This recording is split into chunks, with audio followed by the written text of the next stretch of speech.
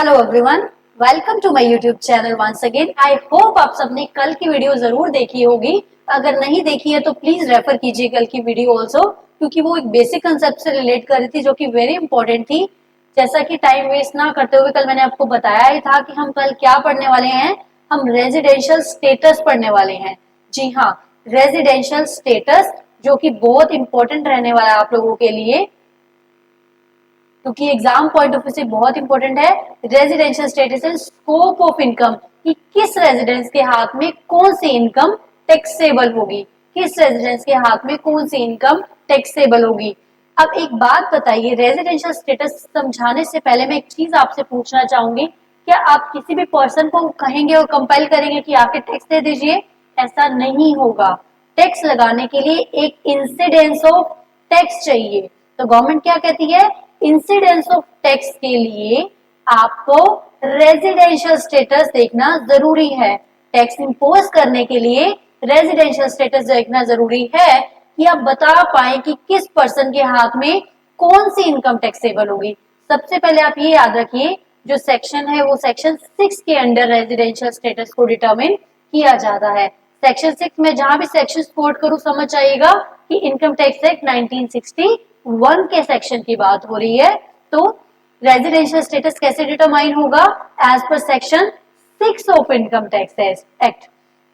तो residential status determine करने के लिए क्या देखना है हमें? एक चार्ट के थ्रू पहले हम नॉर्मल समझेंगे कि बाइफरकेशन कैसे होगी, लेकिन उससे पहले अगर आपने कल का वीडियो देखा होगा तो आपको पता होगा कि हमने कल देखा था कि in income tax how many categories of person are there. 7 categories of person हमने देखे थे, individual, HUF, AOP, BOI, company, local authority and artificial juridical person. जी, हमने 7 पर्सन देखे थे। तो हम इन 7 के 7 पर्सन के लिए देखेंगे कि क्या ये इंडिया के रेजिडेंट बन रहे हैं या नहीं बन रहे हैं। एंड एक देखा था हमने प्रीवियस ईयर। प्रीवियस ईयर क्या था? जिस ईयर की आपने इनकम कंप्यूट करके टैक्स लगाना है, जिस ईयर में आपने इनकम अर्न की है, that is called the previous year. तो प्रीवियस ईयर की इनकम को हमने कंप्यूट करने के लिए, टैक्स लगाने के लिए हमने क्या करना है? रेजिडेंशियल स्टेटस डिटरमाइन करना है। अब एक बात ध्यान रखिए, जो रेजिडेंशियल स्टेटस है वो एवरी प्रीवियस ईयर में देखना होता है। ये नहीं होगा कि आप एक बार कहोगे कि हमने रेजिडेंशियल स्टेटस डिटरमाइन कर दिया, अब चलो जी लाइफ टाइम के लिए आके टैक्स दे दीजिए। ऐसा पॉसिबल नहीं है। हम क्या करेंगे? हम इन एवरी प्रीवियस ईयर उसका रेजिडेंशियल स्टेटस देखेंगे एंड देखेंगे क्या इस पर्सन को टैक्स लग रहा है या नहीं लग रहा है। तो आइए हम स्टार्ट करते हैं सबसे पहले। अब एक बात आप देखिए, हम क्या पढ़ रहे हैं? हम सबसे पहले पढ़ रहे हैं रेजिडेंशियल स्टेटस। रेजिडेंशियल स्टेटस हम पढ़ रहे हैं जो कि सेक्शन 6 में डिफाइन है। अब एक बात ध्यान रखिए, पर्सन्स को मैं 2 कैटेगरी में डिवाइड कर रही हूं। ये आपको आगे जाके समझ में आएगा कि 2 कैटेगरीज में पर्सन को मैंने क्यों डिवाइड किया है। एक कैटेगरी है इंडिविजुअल एंड एचयूएफ की, एंड अदर कैटेगरी है जो अदर 5 पर्सन हो गए, company, firm, AOP, BOI, artificial juridical person, local authority. Other 5 category जो होगी वो हमने सेपरेट कर दी। ऐसा क्यों किया? क्योंकि दोनों में हमने क्या देखना है? रेजिडेंट है कि नहीं पर्सन, कहीं वो पर्सन रेजिडेंट तो नहीं। एक न्यू अमेंडमेंट का केस आया है, वो है डीम्ड रेजिडेंट, सेक्शन 6IA। अभी रिसेंटली अमेंडमेंट आई है इसमें, तो ये भी हम ढंग से अच्छे से बहुत केयरफुली पढ़ने वाले हैं, क्योंकि ये थोड़ा ट्रिकी भी है but at the same time हो जाएगा अगर हम इजीली करेंगे तो। रेजिडेंशियल स्टेटस डिटरमाइन करना है हमने किसका? 7 पर्सन का डिटरमाइन करना है। ध्यान रखिए, 7 पर्सन को मैंने कितनी कैटेगरीज में डिवाइड कर दिया? 2 कैटेगरीज में, individual and HUF in 1 category and other 5 in 2 second category. तो इंडिविजुअल एचयूएफ को हम क्या देखेंगे? रेजिडेंट, डीम्ड रेजिडेंट या फिर non resident. Same as other category को हम चेक करेंगे, क्या ये रेजिडेंट है या फिर ये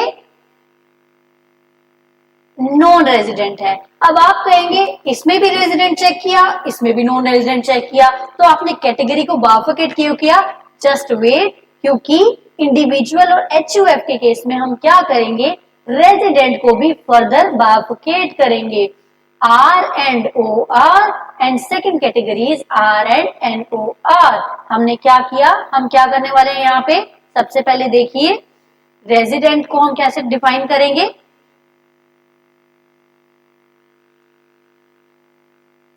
रेजिडेंट किसके अंडर आता है, section number 6। Please section recall कर लीजिए, रिमाइंड करना आपको जरूरी हो जाएगा। Section 6 resident. सेक्शन 6 में हमने क्या किया, 2 पार्ट्स में डिवाइड कर दिया पर्सन को, एक तो इंडिविजुअल HUF और सेकंड कैटेगरी क्या हुई, अब मैं यहाँ पे सिर्फ अदर 5 पर्सन लिख रही हूँ, अदर 5 पर्सन जो रिमेनिंग है।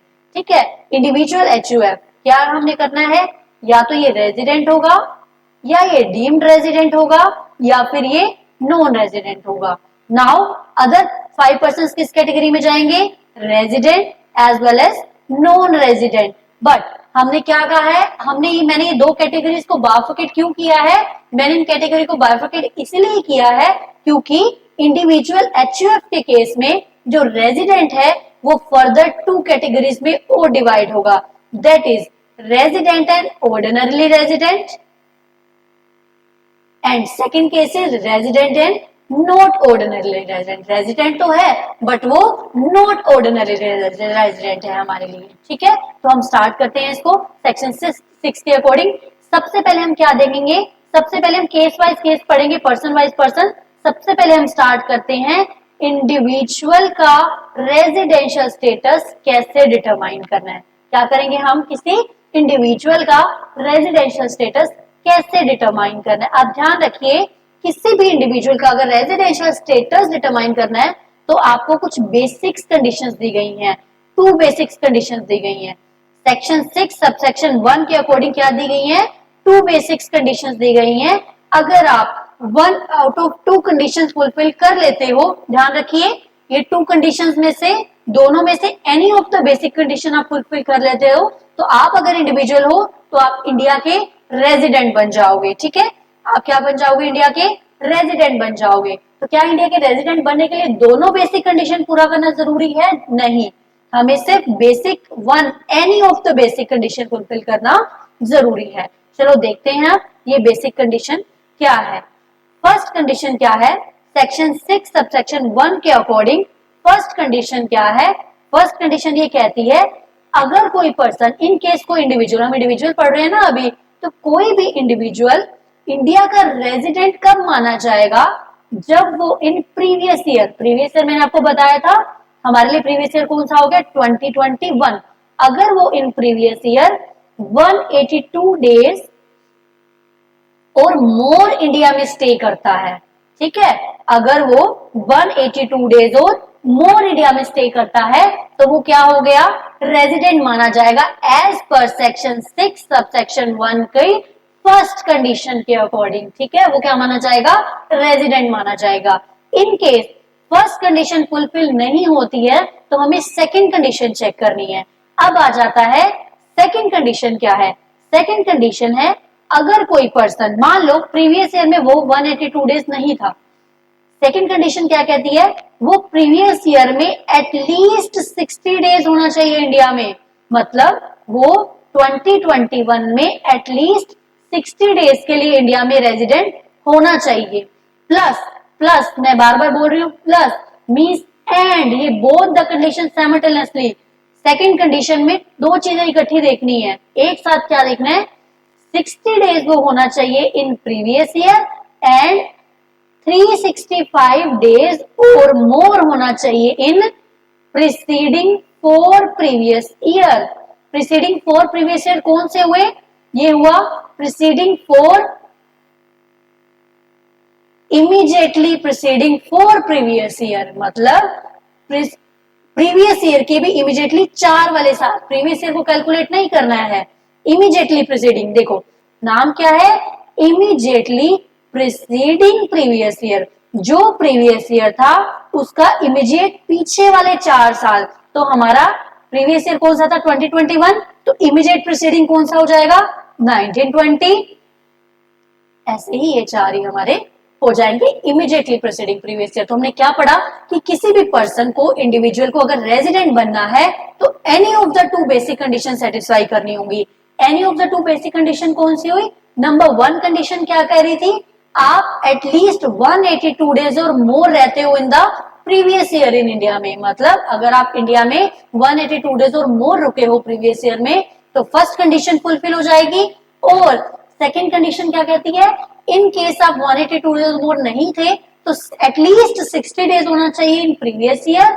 एंड मैं बार बार जोर दे रही हूं ताकि आपको रिकॉल आ जाए, and 365 days or more in immediately proceeding for previous year. मतलब प्रीवियस ईयर के इमीडिएट पीछे वाले 4 सालों में एटलीस्ट 365 डेज उसको स्टे करना जरूरी है। आई होप आपको समझ में आया हो हमने क्या पढ़ा है। एक इंडिविजुअल बेसिक कंडीशन अगर वो पूरी करता है, बेसिक कंडीशन कौन सी, any of the basic condition, मतलब दोनों में से कोई भी फुलफिल करता है तो वो क्या बन जाएगा, इंडिया का रेजिडेंट बन जाएगा। I hope you are getting my point and आप प्लीज कंसंट्रेशन के साथ पढ़िए क्योंकि आगे आगे चीजें थोड़ी सी ट्रिकी होती जाएंगी पर हम कवर अच्छे से कर लेंगे। तो बेसिक कंडीशन कौन सी हुई, 182 डेज वाली हो गई और 60 प्लस 365 डेज की हो गई।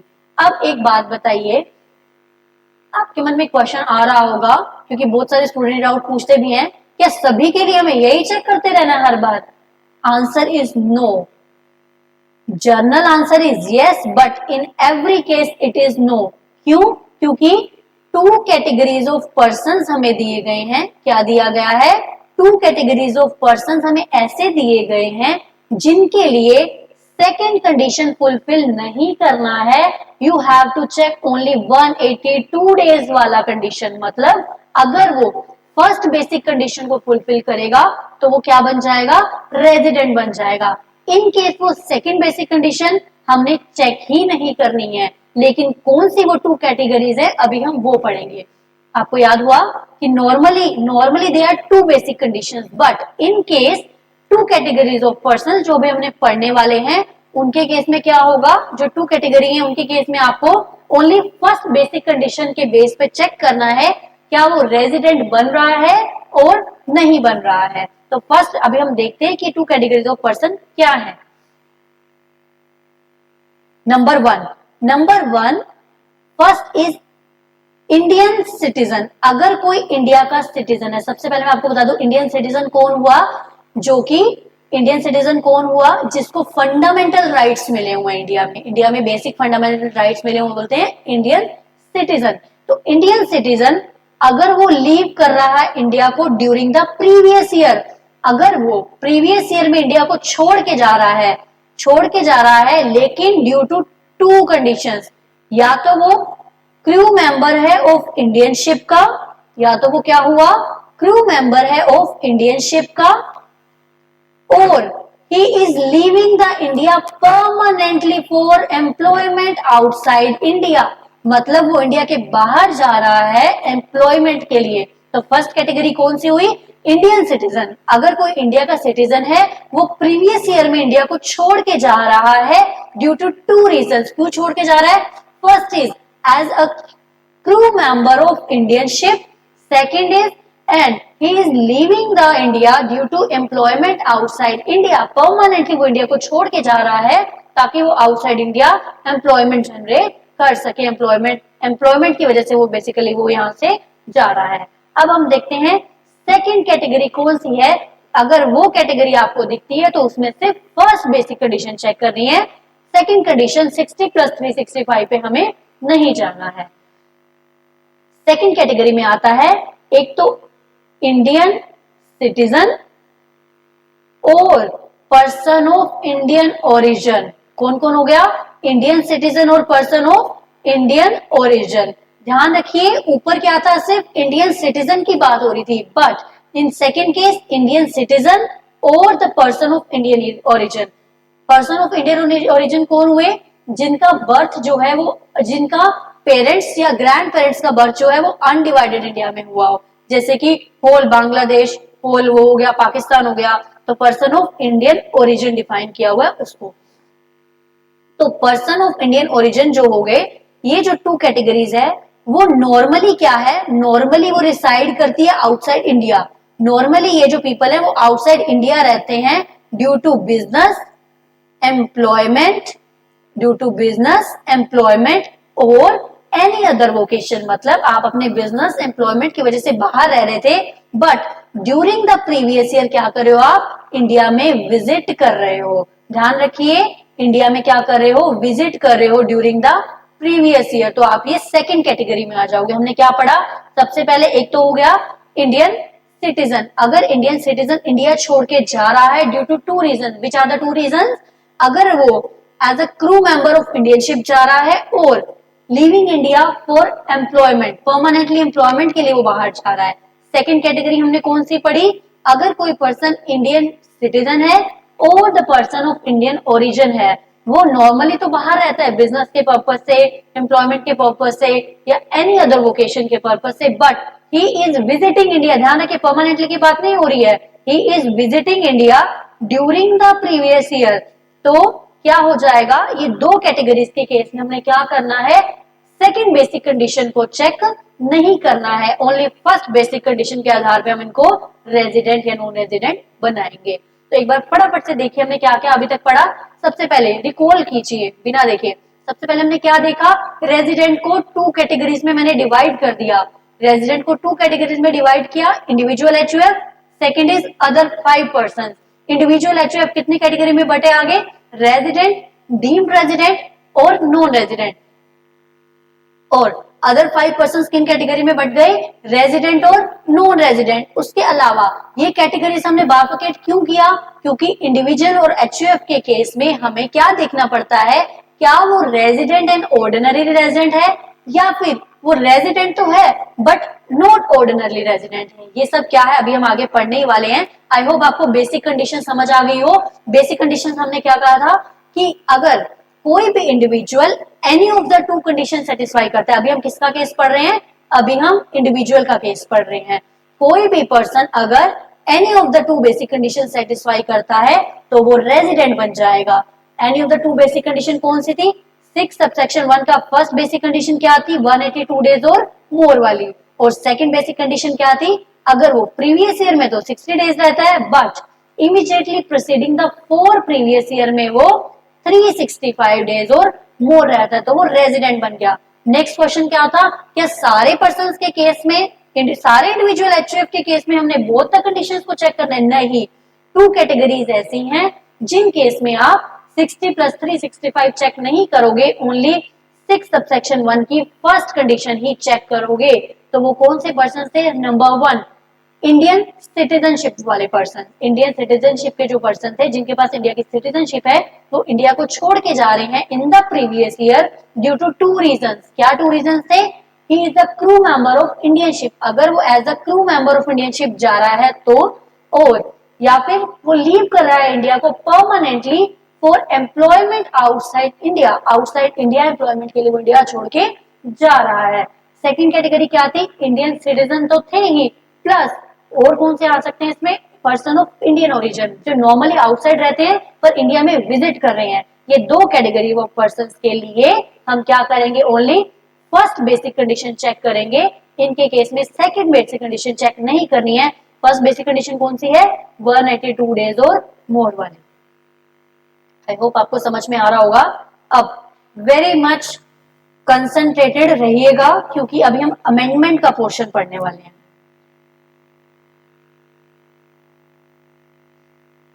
अमेंडमेंट जो कि है, ठीक है, अमेंडमेंट कौन सी थी, डीम्ड रेजिडेंट। मैंने आपको चार्ट में बताया ना, जो डीम्ड रेजिडेंट का केस था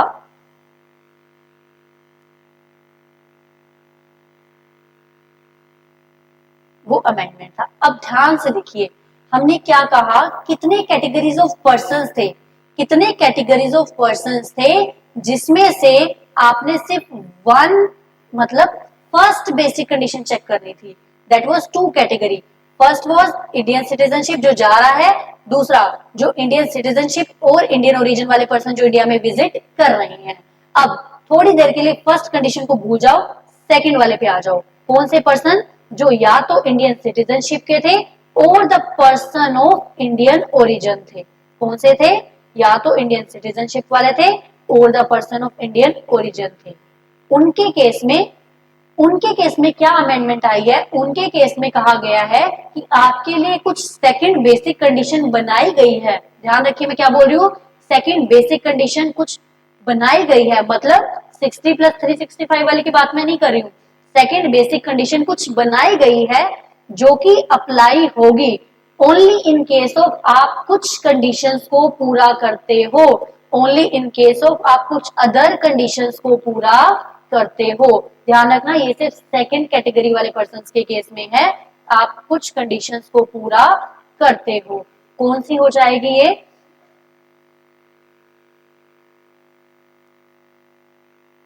क्या बेसिक कंडीशन है, जो ये पर्संस हैं जो इंडिया में आ रहे हैं उनकी इंडिया में जो अक्रू और अराइज इन इनकम है, मतलब जो जो इनकम इंडिया में ही कमाई जा रही है और इंडिया में ही मिल रही है। ध्यान से देखिए, सबसे पहले मेरी बात सुनिए। वो कह रहा है अगर सेकंड कैटेगरी वाले जो पर्सन हैं, अगर फॉरेन सोर्सेज को छोड़ के, मतलब फॉरेन सोर्सेज की इनकम छोड़ दो, फॉरेन सोर्सेज की इनकम छोड़ दो, लेकिन फॉरेन सोर्सेज में भी वो इनकम ऐड कर लो जिसका इंडिया से कंट्रोल होता है। फॉरेन में भी, फॉरेन की भी वो इनकम ऐड कर लो जिसका इंडिया से कंट्रोल होता है वो, प्लस कोई भी इंडिया में इनकम अक्रू या अराइज हो रही है, अगर ये दो हैं तो आपका वो, इन केस वो 15 लाख से ज्यादा है तो आपको सेकंड बेसिक कंडीशन पे जाना है, जो मैंने अभी नहीं बताई है कि सेकंड बेसिक कंडीशन कौन सी है। आई होप आपको समझ में आ रही है कौन सी कंडीशंस हैं।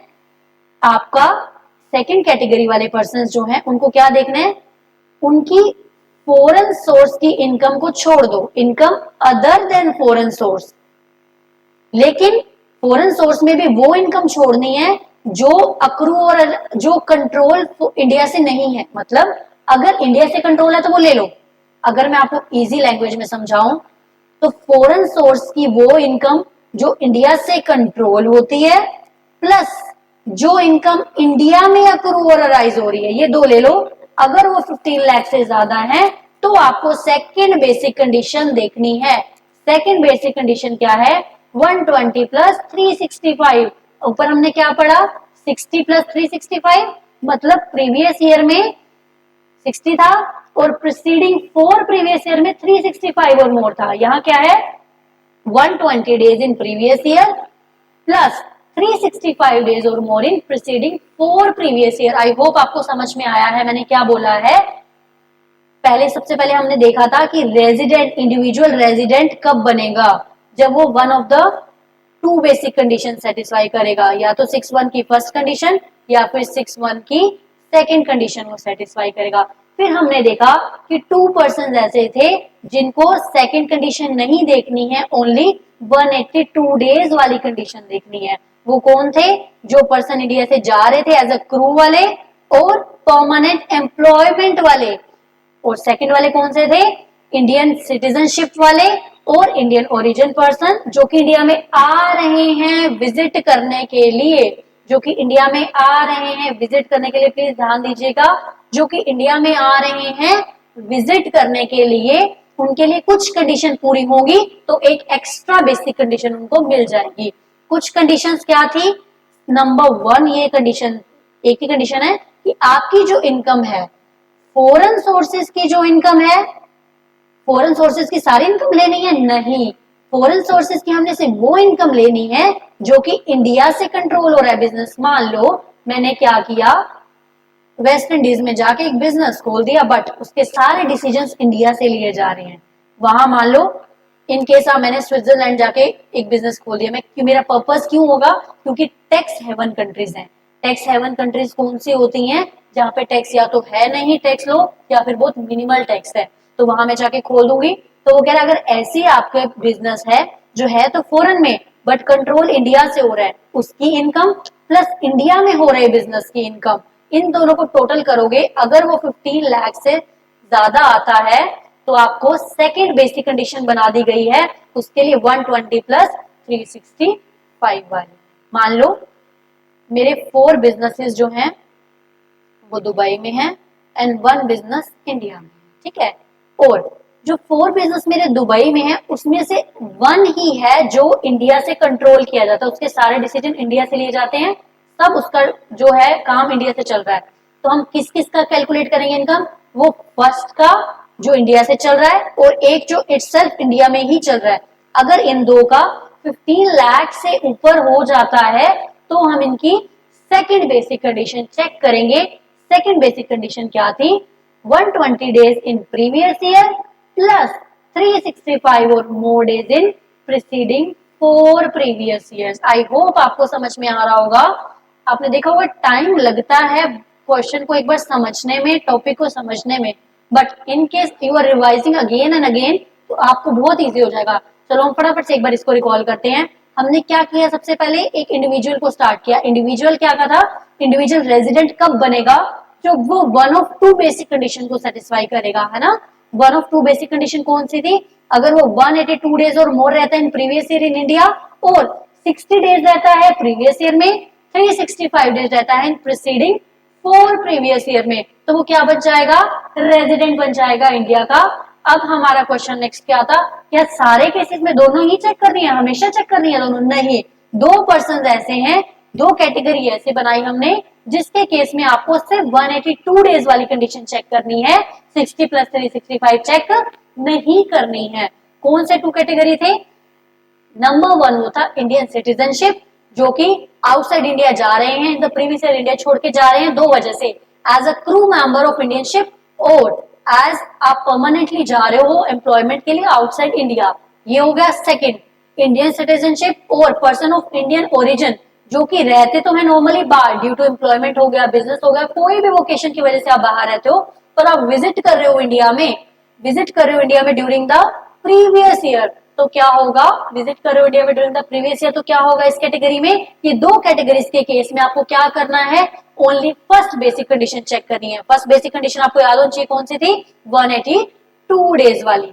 फिर हमने आगे कुछ एक्सेप्शन पढ़ी, जो कि एक्सेप्शन अमेंडमेंट के थ्रू आई है कि जो सेकंड कैटेगरी वाले पर्सन है उनके लिए भी एक बेसिक कंडीशन बनाई गई है, लेकिन वो तभी अप्लाई होगी जब वो कोई और कंडीशन पूरी करेगा। कोई और कंडीशन कौन सी थी, अगर उसकी इनकम फॉरेन सोर्सेज को छोड़ दें, बट वो फॉरेन सोर्सेज वाले लेंगे जो कि इंडिया से कंट्रोल हो रहा है, प्लस वो जो कि इंडिया से ही आप जनरेट कर रहे हो, इन दोनों को मिला के अगर वो 15 लाख से एक्सीड कर जाती है तो क्या हो जाएगा, सेकंड बेसिक कंडीशन अप्लाई हो जाएगी। ये भी कैटेगरी बन गई है। सेकंड बेसिक कंडीशन कौन सी थी, ध्यान रखिए, अमेंडेड सेकंड बेसिक कंडीशन, इसके लिए कौन सी थी, 120 प्लस 365, 120 प्लस 365। अब एक बार एक बात मुझे बताइए, अगर कोई पर्सन है वो सेकंड कैटेगरी वाला, वो पर्सन ऑफ इंडियन ओरिजिन है, मान लो वो इंडिया में विजिट कर रहा है ड्यूरिंग द प्रीवियस ईयर, लेकिन उसकी जो इनकम है फॉरेन सोर्स जो इंडिया से कंट्रोल हो रहे हैं, 10 लाख वहां से और इंडियन बिजनेस से उसका आ रहा है 2 लाख, कितनी होगी, 12 लाख। मतलब ये मोर देन 15 लाख वाला पर्सन नहीं है, लेस देन 15 लाख है ना, तो सेकंड कैटेगरी सेकंड कंडीशन 120 वाली इस पे नहीं लगेगी। ध्यान रखिएगा, ये सिर्फ 182 डेज वाली कंडीशन चेक करेगा। आपने सेकंड बेसिक कंडीशन तभी अप्लाई करनी है जब वो उसकी जो इनकम डिफाइन की गई है वो मोर देन 15 लाख हो। ध्यान रखिएगा, मोर देन 15 लाख हो तभी आएगा, अदरवाइज वो नहीं आएगा। ठीक है, तो ये आपको याद हो गया होगा, ये आपको समझ में आ गया होगा। अभी हम रेजिडेंट कैसे चेक करते हैं, ठीक है, अभी हमने देखा कि हम रेजिडेंट कैसे चेक करते हैं, वो भी इंडिविजुअल के केस में। अब हम चलते हैं इंडिविजुअल के केस में, अगर वो रेजिडेंट बन जाता है तो हमने क्या चेक करना था, वो रेजिडेंट और ऑर्डिनरी रेजिडेंट है या फिर रेजिडेंट और रेजिडेंट तो है बट कौन सा रेजिडेंट है, नॉट ऑर्डिनरी रेजिडेंट है। ठीक है, आर बट NOR है वो। ठीक है, वो हम कैसे चेक करेंगे वो देखते हैं। अगर वो पर्सन रेजिडेंट है तो R एंड NOR के लिए 2 एडिशनल कंडीशंस दी गई हैं। Please mind my words, additional conditions दी गई हैं। एडिशनल कंडीशंस जो हैं वो बोथ कंडीशन सेटिस्फाई करनी है। जो बेसिक कंडीशंस थी वो हमने any of basic condition satisfy करनी थी, बट जो क्या है एडिशनल कंडीशन है फर्दर बाइफर्केशन के लिए वो बोथ द कंडीशन सेटिस्फाई करना है। चलो देखते हैं फर्स्ट कंडीशन क्या है। फर्स्ट कंडीशन कहती है अगर आप immediately preceding the previous 10 years, समझ रहे हो, 2021 के पीछे वाले जो 10 साल है उन 10 सालों में क्या वो किसी भी 2 सालों में रेजिडेंट रहा है।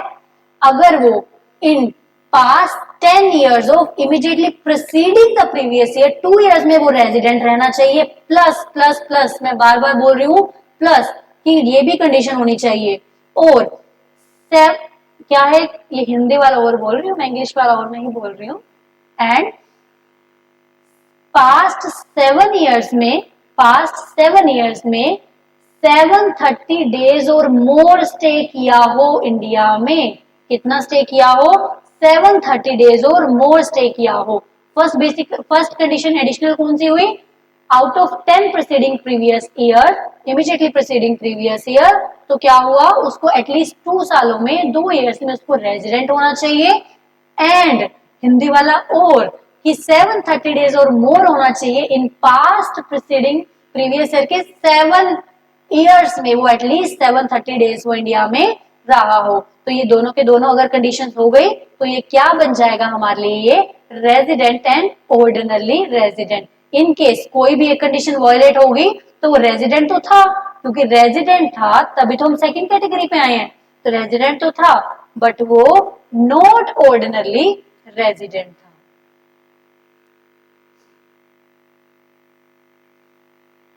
ठीक है, अभी हम कुछ एग्जाम्पल देखते हैं तो आपको क्लियर हो जाएगा एग्जाम्पल्स के थ्रू। देखिए, मान लो इन केस कोई इंडिविजुअल है, वो 2021 में इंडिया में रहा है 365 डेज।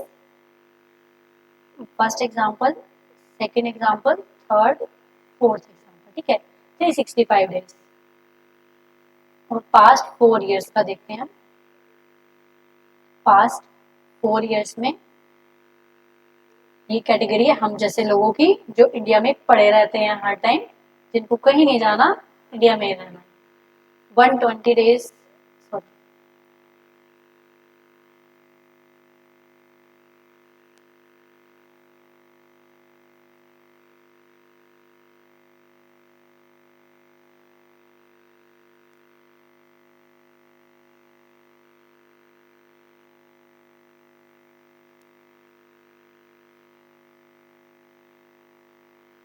ठीक है। चलो आगे देखिए, फर्स्ट हमने सबसे पहले हमने क्या देखते हैं, बेसिक कंडीशन वो सेटिस्फाई कर रहा है या नहीं कर रहा। बेसिक कंडीशन कैसे देखनी है? 182 days or more in previous year. Previous year में 182 डेज और मोर हो गया तो ये यहीं पे रेजिडेंट बन गया फर्स्ट कंडीशन के हिसाब से। ठीक है, अब आते हैं सेकेंड एग्जाम्पल पे। सेकेंड एग्जाम्पल क्या कहता है? सेकेंड एग्जाम्पल क्या हुआ, 60 डेज, देखो 182 डेज की कंडीशन तो पूरी वो नहीं कर रहा है, तो हम कौन सी कंडीशन चेक करेंगे? 60 days or more in previous year और 365 days or more in 4 preceding previous year. देखो क्या 365 डेज हो रहा है? बिल्कुल हो रहा है, 400 से ऊपर जा रहे हैं, तो ये रेजिडेंट तो हुआ बट कौन सी कंडीशन के हिसाब से हुआ? सेकेंड बेसिक कंडीशन के हिसाब से हुआ। अब आ जाते हैं हम थर्ड पे। ये आपको क्लियर है, 182 डेज वाली तो कंडीशन लगेगी नहीं, 60 तो है लेकिन क्या प्रीसीडिंग 4 ईयर्स में 365 डेज है? नहीं, तो ये क्या हो गया? ये नॉन रेजिडेंट हो गया, ये कोई भी कंडीशन पूरी नहीं कर रहा तो कैटेगरी से बाहर हो गया। ठीक है, फोर्थ क्या है? ये प्रीवियस ईयर में इटसेल्फ 60 भी नहीं है, तो क्या होगा? ये भी नॉन रेजिडेंट ही हो गया। ठीक है, आई होप आपको समझ में आया हो। प्लीज ध्यान से देखिए अमेंडमेंट वाला पोर्शन ऑल्सो, इतना डिटेल में नहीं पूछेगा बट स्टिल हमें अमेंडमेंट्स कवर करनी है तो हम अच्छे से कवर करके चलेंगे। इतना भी अगर आपको समझ में आ गई है तो वेल एंड गुड है।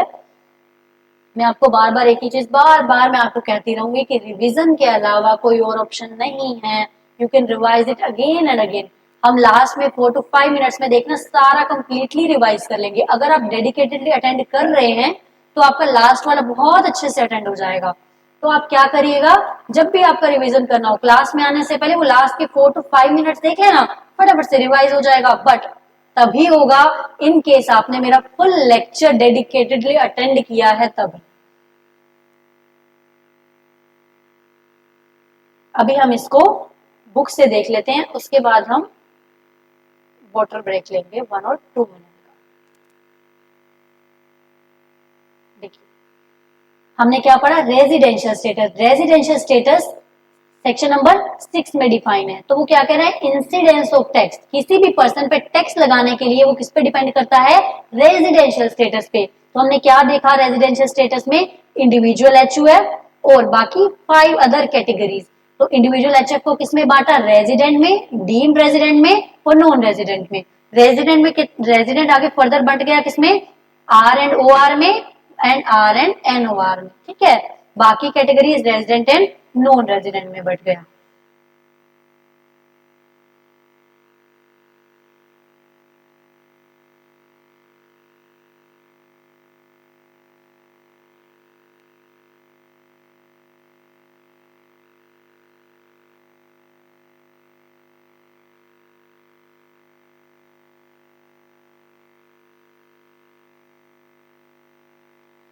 ठीक है, देखिए अब हम क्या कह रहे हैं, बेसिक कंडीशन हम एक बार इसमें से रीड आउट कर लेते हैं। वैसे आपको आ जाएगा बट स्टिल एक बार रीड आउट करवा देती हूँ क्योंकि थोड़ा लॉ के लैंग्वेज को पढ़ने का बच्चों को लगता है। देखिए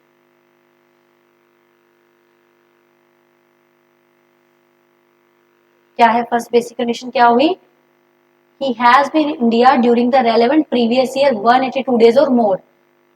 या तो ये होगी और है, बीच में ध्यान रखना, और है means any of the condition satisfy हो जाए, और पिछले 4 इयर्स में 365 डेज और मोर होना चाहिए। और प्रीवियस ईयर में कितना होना चाहिए, प्रीवियस ईयर में वो एटलीस्ट 60 डेज होना चाहिए, 60 डेज होना चाहिए। आप इसको ना डाउनलोड कर लीजिएगा मेरे टेलीग्राम चैनल से, मैं इसको अपलोड कर दूंगी, कल वाला भी मैंने टाइमली अपलोड कर ही दिया था। अब एक बार देख लीजिएगा, ये नोट्स के थ्रू आपको अच्छे से रिकॉल हो जाएगा। नेक्स्ट देखिए, नेक्स्ट क्या था, 2 ऐसी कैटेगरीज ऑफ पर्सन थे जिसमें आपको सिर्फ 182 डेज वाली कंडीशन चेक करनी थी। कौन से पर्सन थे, फर्स्ट था इंडियन सिटीजनशिप वाले person who leave India during the relevant previous year and as a member of, क्यों छोड़ रहा है वो इंडिया को, as a member of crew ship, crew of Indian ship, as a crew member of Indian ship और the purpose of employment के लिए। Second कौन से थे, जो इंडियन सिटीजनशिप थे या फिर पर्सन ऑफ इंडियन ओरिजिन जो कि बाहर एम्प्लॉयमेंट में एंगेज है बट विजिट कर रहे हैं इंडिया को during the relevant previous year, ध्यान रखना प्रीवियस ईयर में वो विजिट कर रहे हैं। फिर हमने पढ़ा डीम्ड रेजिडेंट क्या होता है, डीम्ड रेजिडेंट कौन थे, such person having the total income, कौन सी income, total income other than foreign source, foreign source की इनकम नहीं लेनी है, लेकिन वो क्या बोल रहा है, एक्सेप्ट कौन सी लेनी है, जो कि बिजनेस इंडिया से कंट्रोल हो रहा है या फिर सेटअप हुआ है इंडिया में, ठीक है, which is deem to be accrue or arise in India. तो कितना एक्सीड करना चाहिए, वो एटलीस्ट 15 लाख से एक्सीड करना चाहिए तो वो रेजिडेंट बन जाएगा। सेकंड कंडीशन वो चेक कर पाएगा। सेकंड कंडीशन कौन सी थी उसके लिए, सेकंड कंडीशन थी हमारे पास 120 डेज और 365 वाली, ठीक है। आई होप आपको समझ में आ रहा है। सेकंड फिर हमने पढ़ा था रेजिडेंट एंड ऑर्डिनरी रेजिडेंट। ये क्या है, वो कह रहे हैं, इसने एक्चुअली में क्या लिखा हुआ है, रिवर्स लैंग्वेज में लिखा हुआ है, ये मैं आपको इजी करके समझा चुकी हूँ। ये कह रहा है अगर वो R and N O R नहीं होगा, अगर वो क्या करता है, 9 ईयर्स आउट ऑफ 10 ईयर्स वो रेजिडेंट नहीं होता है, तो मैंने आपको यही तो बताया कि आर एंड ओ आर बनने के लिए कम से कम 2 साल उसको रेजिडेंट होना जरूरी है और 730 डेज और मोर रहना उसको जरूरी है इंडिया में, ठीक है।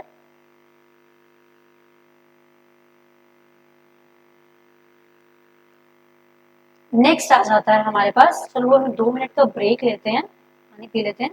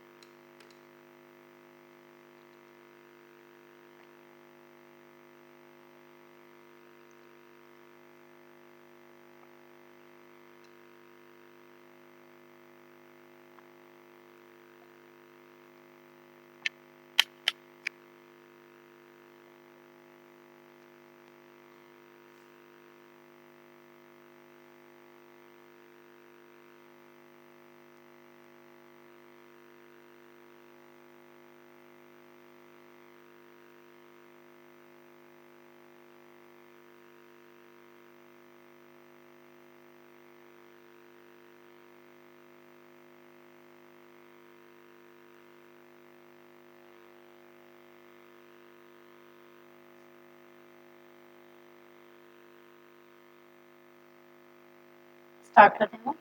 अभी हमने क्या पढ़ा, अभी हमने इंडिविजुअल का कंप्लीट केस देख लिया है। नेक्स्ट हमारी कैटेगरी क्या थी, एचयूएफ वाली कैटेगरी। एचयूएफ की कैटेगरी हमने कैसे देखनी है, एचयूएफ के केस में क्या था, एचयूएफ रेजिडेंट कब बनेगा इंडिया का, एचयूएफ तब रेजिडेंट बनेगा अगर वो बिजनेस, एचयूएफ वाला जो बिजनेस है, अगर वो पार्टली और होली, अगर वो मैनेज हो रहा है इंडिया से, क्या कह रहे हैं हम, पार्टली और होली अगर वो इंडिया से मैनेज हो रहा है तो वो क्या बन जाएगा, एचयूएफ हमारा रेजिडेंट बन जाएगा। जी हाँ, इन केस अगर वो मैनेज नहीं हो रहा है ना तो पार्टली ना होली इंडिया से, तो वो क्या बन जाएगा, नॉन रेजिडेंट। बट मैंने आपको एक बात बताई थी कि रेजिडेंट की कैटेगरी में हमने इंडिविजुअल एचयूएफ को सेपरेट किया था, क्योंकि एचयूएफ के केस में भी हमने क्या करना है, एचयूएफ के केस में भी R and O R but R या फिर R but N O R भी चेक करना है। तो हम ये कैसे करेंगे, तो ऑब्वियसली बात है, देखो नॉर्मल कंडीशन इसके लिए क्या है, अगर बिजनेस पार्टली और होली मैनेज फ्रॉम इंडिया है, नॉर्मल बेसिक कंडीशन इंडिया से है तो वो रेजिडेंट बन जाएगा। इन केस वो इंडिया से नहीं है तो वो क्या बन जाएगा, नॉन रेजिडेंट बन जाएगा।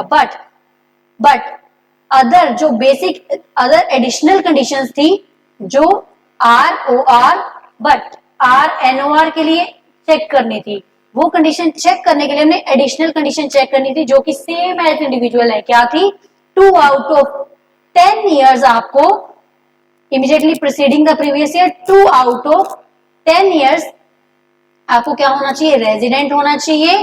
सेकंड क्या था, 730 days or more during the 7 years वो इंडिया में पड़ा होना चाहिए, तो वो क्या हो जाएगा, वो रेजिडेंट एंड ऑर्डिनरी रेजिडेंट बन जाएगा अगर बोथ द कंडीशन वो सेटिस्फाई करेगा। देखो नॉर्मल कंडीशन इसकी डिफरेंट है but additional condition same as earlier होगी। तो हम इसको भी फटाफट से एक बार रीड कर लेते हैं। देखो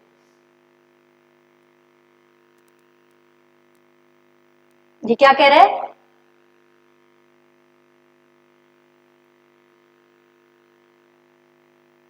वो कह रहा है रेजिडेंट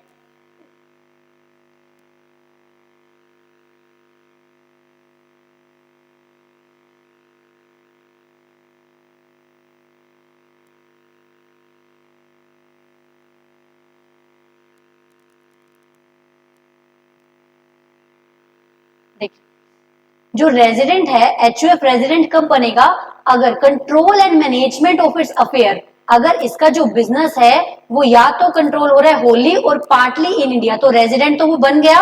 नॉन रेजिडेंट कब बनेगा, जब होली आउटसाइड या तो होली आउटसाइड, जब पूरा का पूरा आउटसाइड इंडिया हो रहा है तो वो नॉन रेजिडेंट बन जाएगा, क्योंकि पार्टली अगर हुआ तो पार्टली भी तो वो रेजिडेंट में आ गया ना, तो अगर होली बाहर से है तो वो बन जाएगा नॉन रेजिडेंट।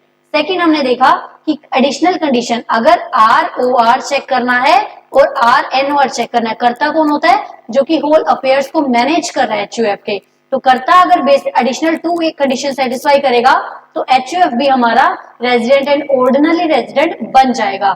तो कर्ता रेजिडेंट कब बनेगा, एटलीस्ट 2 ईयर्स में, एटलीस्ट वो प्रीवियस 10 ईयर्स में होना चाहिए रेजिडेंट, प्लस पास्ट 7 ईयर्स में 730 डेज और मोर वो इंडिया में रहना चाहिए। कर्ता 730 डेज और मोर वो इंडिया में स्टे किया होना चाहिए, तो वो क्या बन जाएगा, वो हमारा रेजिडेंट एंड ऑर्डिनरी रेजिडेंट बन जाएगा। इंडिविजुअल एचयूएफ के केस हमारे खत्म हो गए, बाकी तो फटाफट से हो जाएंगे।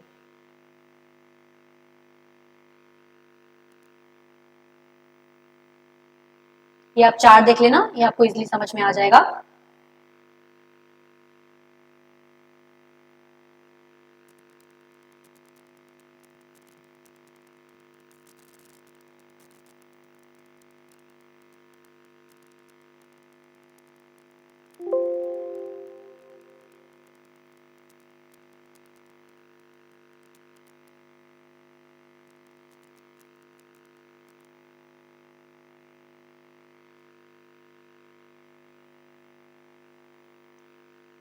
अभी हम देखते हैं residential status of companies. Companies का रेजिडेंशियल स्टेटस कैसे चेक करना है, ध्यान दीजिएगा। अगर कोई कंपनी एक इंडियन कंपनी है, अगर कोई कंपनी क्या है, एक इंडियन कंपनी है, तो Indian company is always resident company. तो इंडियन कंपनी क्या होती है, हमेशा ही रेजिडेंट होती है।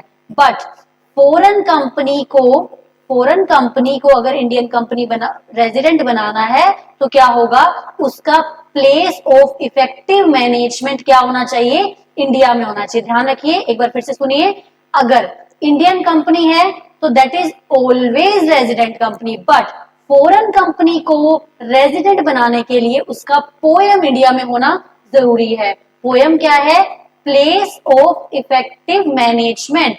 ध्यान रखिए, एक्चुअल में क्या होता है, हम टैक्स हेवन, जो टैक्स हेवन कंट्रीज होती हैं जैसे स्विट्जरलैंड वगैरह हो गई, यहाँ पे क्या है, टैक्स बहुत मिनिमल या फिर है ही नहीं होते। हम क्या करते हैं, टैक्स जिस कंट्री में हम रह रहे हैं वहां पे क्या है, टैक्स बहुत ज्यादा है, तो हम कंट्री को एस्टेब्लिश, हम अपनी कंपनी को क्या करते हैं, रजिस्टर तो वहां करवा लेंगे क्योंकि वो वहां की रेजिडेंट बन जाएगी और यहाँ बिजनेस करेंगे। तो ऐसे केस में क्या होगा, हम टैक्स प्लानिंग कर पाएंगे।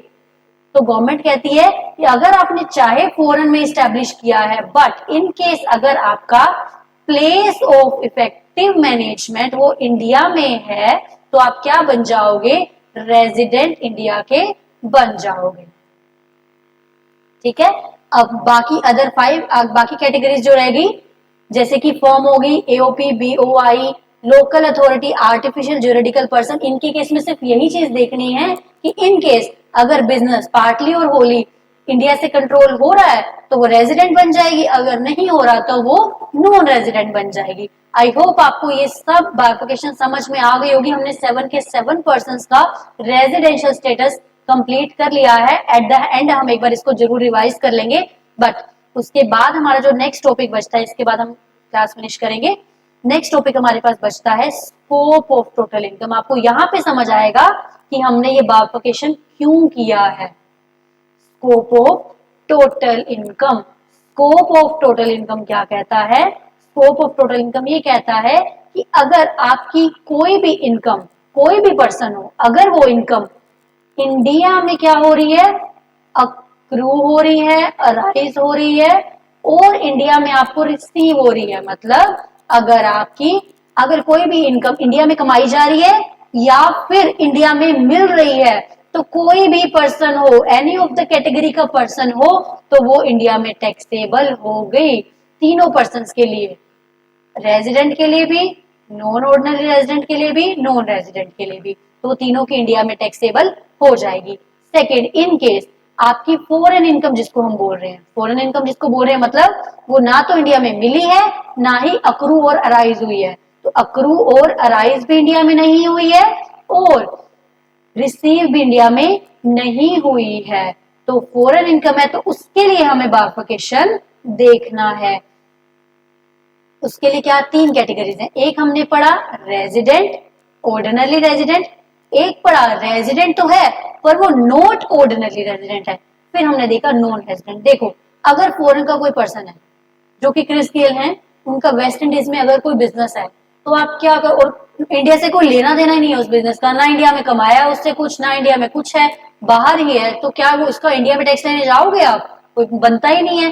फॉरेन सोर्स की इनकम है, फॉरेन में कमाई जा रही है, फॉरेन में ही मिल रही है, और वो पर्सन भी कौन है, इनकेस मान लेते कि वो नॉन रेजिडेंट है, वो नॉन रेजिडेंट ही है, तो नॉन रेजिडेंट है तो क्या बन जाएगा, उसकी इनकम, उनकी इनकम क्या बन जाएगी, इंडिया में ये वाली इनकम टैक्सेबल नहीं होगी। तो यहां से आपको कुछ समझ में आ रहा है कि नॉन रेजिडेंट की इंडिया में वही इनकम टैक्सेबल होगी जो कि या तो अक्रू और अराइज इन इंडिया हो या फिर रिसीव्ड इन इंडिया हुई हो। ठीक है, उसके बाद सेकेंड, अगर वो R and N O R है, पहले ये देख लेते हैं रेजिडेंट एंड ऑर्डिनरी, कौन थे वो पर्सन जो कि हमेशा इंडिया में पड़े हुए हैं, ना जिनको बाहर गए हैं ना जाना है, इंडिया में हम जैसे लोग जो पड़े हुए हैं इंडिया में, तो उनके लिए क्या है, तो इनके लिए क्या होगा, आप कहीं भी इनकम कमाओ, आपने कहीं और तो जाना नहीं है, तो इंडिया में ही वो टैक्सेबल हो जाएगी। तो अगर आर ओ आर के पॉइंट ऑफ व्यू से देखो तो कौन कौन सी इनकम इंडिया में टैक्सेबल है, अक्रू, अराइज और रिसीव तो है ही है, लेकिन साथ साथ फॉरेन की इनकम भी इंडिया में टैक्सेबल है। अब बच जाता है R N O R. R N O R की फॉरेन इनकम, फॉरेन सोर्स मतलब जो ना तो इंडिया में अक्रूअराइज हुई है ना रिसीव हुई है, तो वो इंडिया में टैक्स कब लगेगा, जब वो कंट्रोल फ्रॉम इंडिया है। ध्यान रखिएगा, अगर वो बिजनेस कंट्रोल फ्रॉम इंडिया है तो वो इंडिया में टैक्स लग जाएगा, only in case of R but not ordinary resident. हमने क्या पढ़ा स्कोप में, अगर कोई रेजिडेंट एंड ऑर्डिनरी है, उसकी तो सारी इनकम आंख बंद करके कोई भी इनकम दी हो वो इंडिया में टैक्सेबल होगी। कौन कौन सी हो सकती है? Accrue arise in India, receive in India, और फॉरेन की होगी वो भी। एनआर के केस में क्या था? अक्रू और अराइज और रिसीव तो टैक्सेबल है ही है, लेकिन फॉरेन की इनकम जो फॉरेन में कमाई जा रही है जिसका इंडिया से कोई लेना देना नहीं है, तो वो नॉन रेजिडेंट के केस में इंडिया में टैक्सेबल नहीं होगी। एक बचता है R but NOR. R but NOR के केस में बाकी जो अक्रू अराइज और रिसीव हो रही है वो तो होगी टैक्सेबल, लेकिन जो बच गई हमारी, कौन सी बच गई? जो बच जाती है, कौन सी बच जाती है अब हमारी? फॉरेन की वो इनकम जिसका इंडिया से कंट्रोल हो रहा है बिजनेस, तो वही इंडिया में टैक्सेबल होगी, अदर देन दैट नहीं होगी। ये चैप्टर हो जाता है हमारा फिनिश। अब हम एक बार फटाफट से इसको रिवाइज कर लेंगे। एक बार ये देख लीजिए आप, देखो अगर रेजिडेंट एंड ऑर्डिनरी रेजिडेंट है तो इनकम अक्रू और रिसीव इन इंडिया यहीं पे टैक्सेबल है, इनकम अक्रू और इन इंडिया यहीं टैक्सेबल है, ठीक है। आउटसाइड इंडिया हुई है तो भी यहीं टैक्सेबल है, ठीक है। उसके बाद ऑर्डिनरी, पहले नॉन रेजिडेंट का देख लेते हैं। नॉन रेजिडेंट के केस में income receive or deem to receive in India, yes taxable in India. Accrue or arise in India, yes taxable in India. But accrue or arise outside India, बाहर का है, तो यहाँ पे कुछ लेना देना उसका नहीं है। बट नॉन रेजिडेंट के केस में ये यहाँ पे आ जाएगा, क्योंकि तभी आएगा अगर वो बिजनेस कंट्रोल्ड हो रहा है इंडिया से, अदरवाइज वो नहीं आएगा। अगर वो बिजनेस इंडिया से देख लीजिए कंट्रोल हो रहा है तो आ जाएगा, नहीं तो नहीं आएगा, ठीक है। अब हम क्या करते हैं, एक बार फटाफट से 4 to 5 मिनट्स में रिवीजन लगा लेते हैं, सो दैट आप क्लास में आने से पहले प्लीज इसको अच्छे से रिवाइज करके आना। आई होप आपने डेडिकेटेडली पढ़ा है। अगर डेडिकेटेडली पढ़ा है तो मैंने बीच में भी इतनी बार रिवाइज करवा दिया है कि आपको हो गया होगा रिवाइज, बट स्टिल हम एक बार लास्ट मिनट रिवीजन कर लेते हैं। सबसे पहले मैंने क्या किया था, पर्सन्स को 2 कैटेगरीज में बांटा था, individual HUF separate category, other 5 separate category. क्यों किया? क्योंकि इंडिविजुअल एचयूएफ को रेजिडेंट के अलावा आरएनओआर, आरओआर में भी बांटना होता है हमने, ठीक है।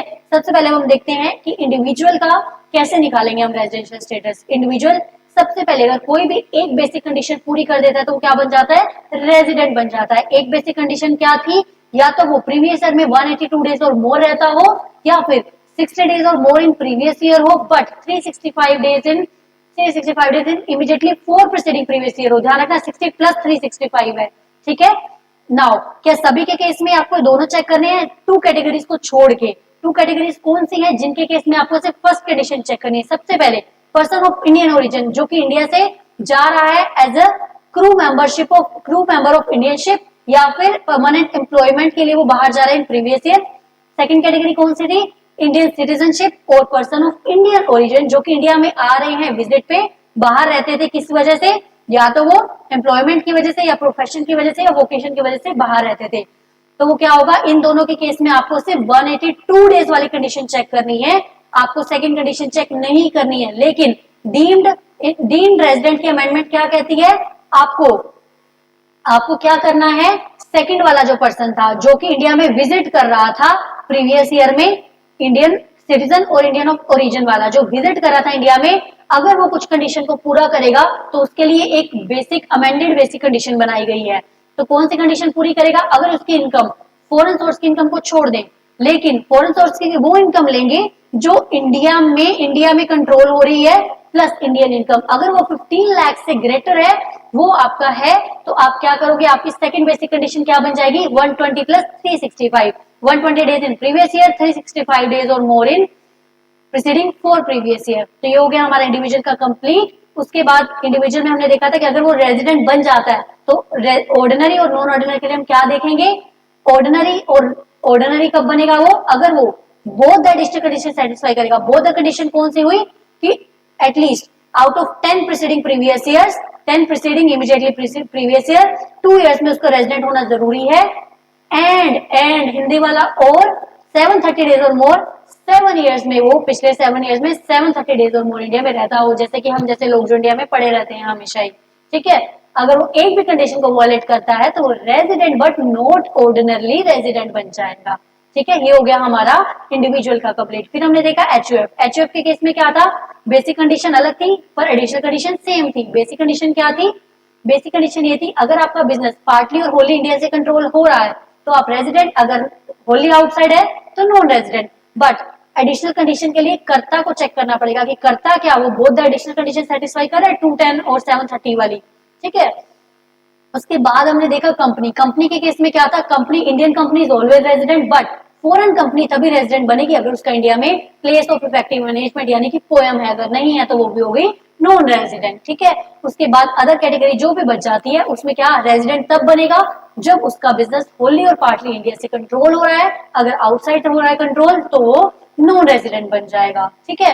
ये हो गया हमारा अदर भी। उसके बाद हमने पढ़ा स्कोप ऑफ टोटल इनकम, अगर नॉन रेजिडेंट है, देखो तीन तीन चीजें थी, अक्रू और arise in India, receive in India, अगर ये दो हैं, अक्रू और अराइज मतलब इंडिया में कमाई जा रही है, इंडिया में मिल रही है, तो तीनों कैटेगरीज के लिए इंडिया में ही टैक्स लगेगा। अब कोई ऐसी इनकम है जो फॉरेन की इनकम है, अक्रू और अराइज भी बाहर हो रही है, रिसीव भी बाहर हो रही है, बट इन केस क्या हो रहा है, आपका जो बिजनेस फॉरेन बिजनेस है, तो नॉन रेजिडेंट के केस में क्या होगा, नॉन रेजिडेंट के केस में हमेशा ही बाहर टैक्स लगेगा, इंडिया में टैक्स नहीं लगेगा फॉरेन इनकम पे। और रेजिडेंट बट ऑर्डिनल रेजिडेंट के केस में हमेशा इंडिया में टैक्स लगेगा, क्योंकि वो हमेशा इंडिया में पड़ा रहता है तो सारा टैक्स उसको इंडिया में ही देना है। But third category resident but not ordinary, इस केस में हम क्या कहते हैं कि उसकी फॉरेन इनकम इंडिया में तब टैक्स होगी जब उसका जो बिजनेस है फॉरेन वाला वो इंडिया से कंट्रोल किया जा रहा है, तभी वो इंडिया से टैक्सेबल होगी। अगर वो इंडिया से मैनेज किया जा रहा है तभी वो इंडिया में टैक्स लगेगा। आई होप आप सबको समझ में आ गया हो। ये फास्ट रिविजन लास्ट की मैं फिर से एक बार रिपीट कर रही हूँ, अगर आपने डेडिकेटेडली पूरा चैप्टर पढ़ा है तो आप ये इजिली 4 to 5 मिनट्स में रिकॉल कर पाएंगे। आई डोंट नो कितना कंप्लीट हुआ होगा, कितने में हुआ होगा, तो आप देख लीजिएगा ये अच्छे से। तो नेक्स्ट अभी आपको ये रिवाइज करके आना है, क्योंकि कल का मैं आपको शेड्यूल एक बार बता देती हूँ। कल हम क्या पढ़ेंगे, एक बार हम इसको क्विक रिविजन लेंगे, जैसा कि मैंने आपको बताया है revision is the key to success, तो हम क्विक रिविजन इसका करते रहेंगे, ठीक है। रिविजन करेंगे क्विक, प्लस हम कल रेजिडेंट पे क्वेश्चन करने वाले हैं, प्लस हम अगर टाइम बचा तो हम सैलरी स्टार्ट कर देंगे, देखेंगे जैसा कल डिपेंड करेगा लेंथ ऑफ द क्लास कितनी होगी, ड्यूरेशन कितनी हो जाएगी क्लास की। आई होप आप सबको ये समझ में आ रहा है, अगर आ रहा है तो प्लीज अपने फ्रेंड्स के साथ शेयर कीजिए, ज्यादा से ज्यादा लोग ताकि इसका बेनिफिट ले सके। and do like the video and subscribe my channel for more such kind of videos। मिलते हैं guys next video में, bye bye।